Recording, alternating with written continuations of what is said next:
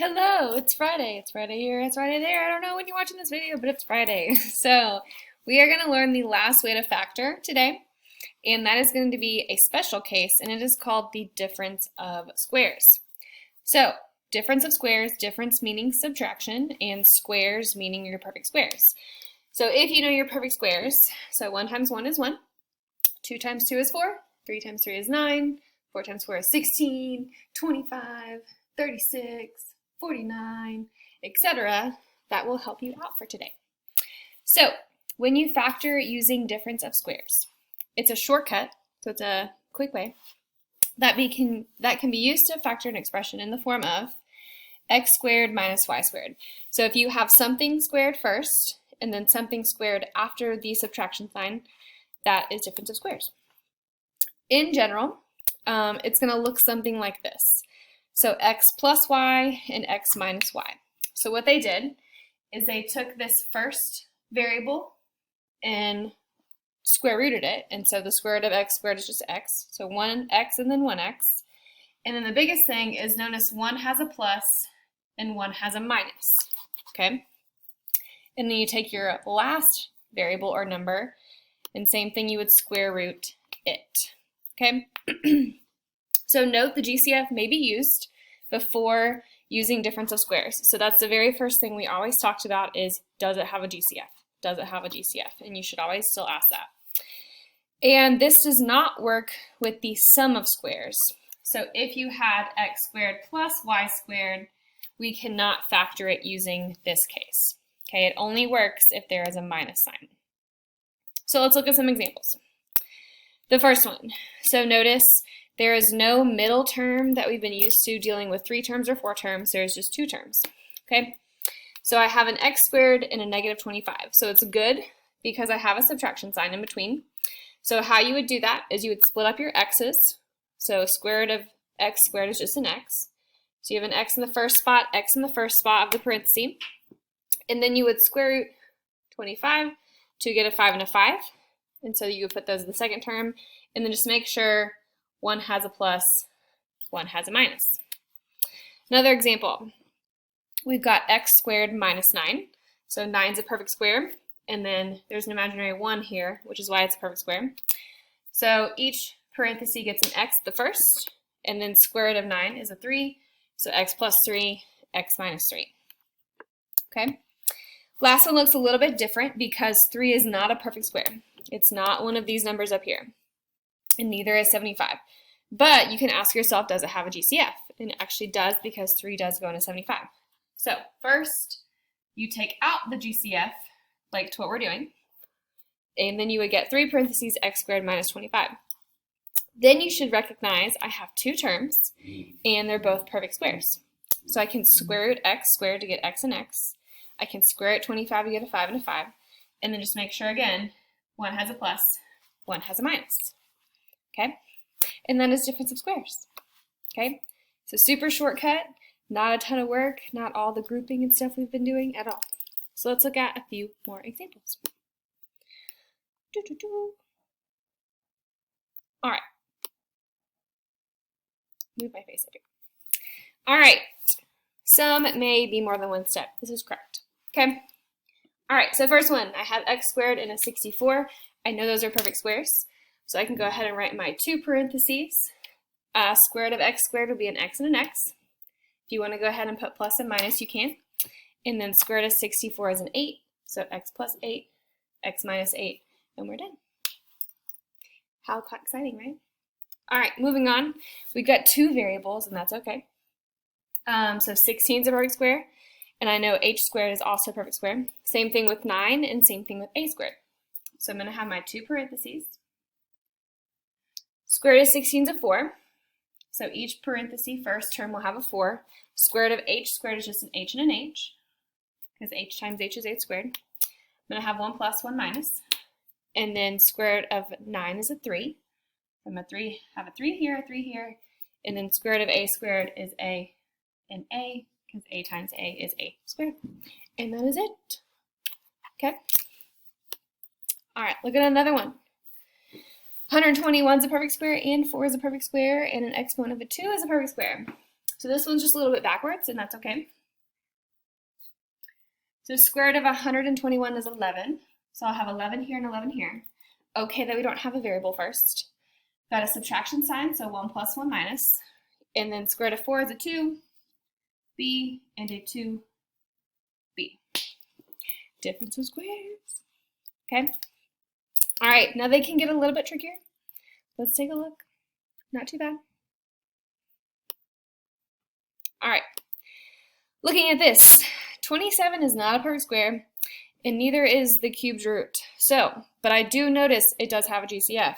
So, you may have to take out a GCF first. They have a 3G in common actually. So if I divide everything by 3, I get 9G squared minus, and that'll be a placeholder of a 1. Okay, so then looking at this middle parenthesis, I've got my two terms, and 9 is a perfect square, squared is a perfect square, and 1 is a perfect square. So I'm going to break up my blue parenthesis, so square root of 3 is a 9 is a 3. So I got 3G and 3G, plus a minus sign, and then square root of 1 is a 1. So 1 and a 1. And then do not forget to just bring down that final GCF at the bottom. Okay? All right, E looks a little bit trickier. I have a 4th power, which is okay because it's still a perfect square. So, and 16 is a perfect square, and there's a subtraction sign. So let's look at this. So b to the 4th square root would be b squared and b squared, because squared times squared would be the 4th power, plus sign, minus sign, and then square root of 16 is a 4. So 4 and a 4. Now, we're not done. This is finished because it's a plus sign, and that's not a difference of squares. However, if you notice this, we have a difference of squares, because the squared and the 4 are perfect squares. So I can break down this parenthesis. I'm going to go ahead and write the first one again, b plus 4. I can break down that other parenthesis into 2 more terms. So b squared, the square root would be b and b, plus sign, minus sign, square root of 4 is a 2, and a 2. So, if you have something raised to the 4th power, you may be able to take the perfect square twice and use difference of squares twice to get 3 parentheses. Okay? All right, I've run out of room. Let's try F. 625, is that a perfect square? I'm hoping it is. Let me put my calculator.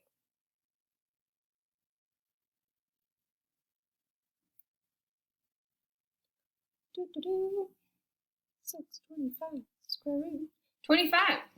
All right. So my 2 parentheses would have 25 and 25. Plus sign, minus sign, doesn't matter the order, by the way.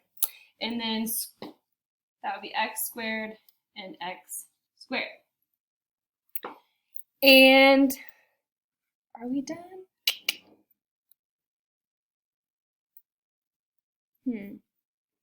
We might be done.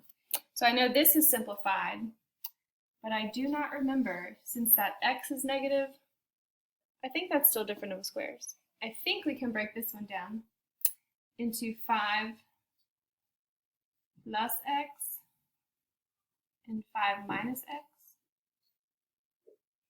Nope, not squared. I'm going to press pause and see if I'm right. Hold on. We're allowed to do that. Okay. So my final answer would be bring down that 11 to b, boom, boom, and boom. Nope, that's not the 11 to b. Ay, ay, ay. All right, we got the 25 plus x squared. Okay. So first step was in red over here. And then it is okay if your variables isn't first, but because x squared is a perfect square and 25 is a perfect square, you can split these two up. So square root of 25 is 5 and 5. Square root of x is x and an x. 1 plus 1 minus. Okay? So the biggest thing is you can't use difference of squares with a plus sign. Hence difference. All right, let's look at 3 more. And they'll be done. All right, on G, 16 is perfect square, 4 is perfect square, 1 is perfect square. I can do difference of squares. Square root of 16 is a 4. y, 4y, and that'll be squared and squared to get you to a 4. 1 plus sign, 1 minus sign, and then a 1 and a 1. Okay? Looking at this, this parenthesis is done. It's a plus. This one, however, is another difference of perfect squares. So I can break up this parenthesis into 2. Square root of 4 is a 2. Y squared would be a 2y and a 2y. 1 plus, 1 minus, a 1, and a 1. And then we'll drop down our last one, 4y squared plus 1. Okay? So typically, if you've got a fourth power, you're probably going to be able to break up that parenthesis. Okay. All right. H. Let's see, 5 is not a perfect square, but they do have a GCF. So let's take out the GCF first. So 5x would be my GCF, leaving you with x to the fourth power minus 9, and then there is no x, so close it. And then we have another difference of perfect squares. There's 4 is perfect square and 9 is perfect square. So we'll go green. So that will break up into x squared, a plus sign, a minus sign, and then square root of 9 is a 3 and a 3. And then I just need to drop down this lovely 5x. Okay? So I cannot break that down again because that negative 3 is not a perfect square. If it was like a 9 or something, you could totally break it down again and again and again. All right, last one. So this does not look like perfect square at all because there are way too many terms. So you got 4 terms, which that takes me back to grouping, but it looks like, is there a GCF? They all have a 7 in common. So let's take a look at this. I'm actually going to erase this to give me some space. All right, so it looks like it has a GCF. So let's go back to that. We'll take out a 7. That'll be x cubed plus 3x squared minus 1x. So just an x minus 3. So I divided everything by a 7. Okay? Still doesn't look like a perfect square, but I can group because I have 4 terms in the middle. This is just a nice review, isn't it? All right, let's factor by grouping. So I can take out x squared. I'm left over with x plus 3. Rewrite that parenthesis, x plus 3. Divide your last 2 terms. So it'd be a negative 1, and it checks out because negative 1 times x is negative 1x. So my final answer would be x squared minus 1, x plus 3, and then I cannot forget that lovely 7 I took out from the beginning. But now I have a difference of a square. Here we go. We can break that down more. So I'm going to break that into 2 parentheses. I'm going to go ahead and drop down this one, x plus 3, and drop down that 7. Okay, so x squared minus 1 will break down into x and x, a plus and a minus, and a 1 and a 1. And that will be our final answer. Okay, so we could not use difference of squares to start that problem off, but that is a lovely review of everything that we've learned in this unit. So take out a GCF, factor by grouping, and then notice you have a difference of perfect squares. All right, thank y'all for watching. Hopefully you enjoy this shortcut. I do. I think it's quite fun. But for practice, I think there's some lovely Delta math. And then virtual kids are going to play Among Us, and in-person kids are playing Facto. All right. Have a wonderful day. Let me know if you have any questions on difference of squares.